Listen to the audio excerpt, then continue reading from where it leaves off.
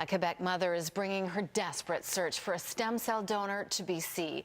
Mai Duong has leukemia and needs a bone marrow transplant within weeks to survive.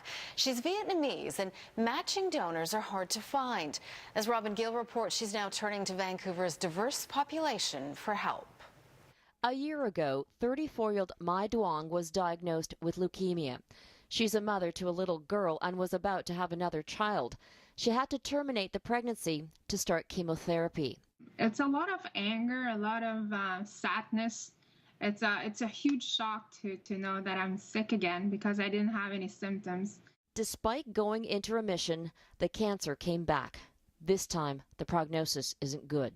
Duong is desperate for a bone marrow transplant. I did not have a match for the bone marrow, so I was devastated when they told me that. The Montreal woman has already launched a public appeal in Quebec. Now she's appealing to Vancouver's large Asian population. A patient does have a much better chance of finding a match from someone with a similar ancestry. But ethnic donors aren't easy to find. The national database shows when it comes to this particular kind of donation, 71% of donors are Caucasian. Only 26% are ethnically diverse.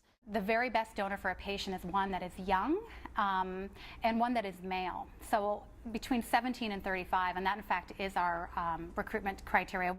Duong's case isn't unique. In 2012, 2-year-old Jeremy Kong was diagnosed with leukemia. The family from San Francisco struggled to find a match because of Asian superstitions. They don't want to talk about, the medical needs. They don't want to talk about what could happen or what could possibly happen. And so it's just, don't say it or you'll jinx it or something. Eventually, they found a donor with a 9 out of 10 match. Sadly, a year later, the toddler died. Duong needs a donor of Vietnamese descent, and she needs to find this person in less than 6 weeks, or she won't make it. But at the end, you're giving life to a sick person. It's a rebirth for us. Duong hopes that the message gets out to the community that it's not just about saving her life, but many others. Robin Gill, Global News, Vancouver.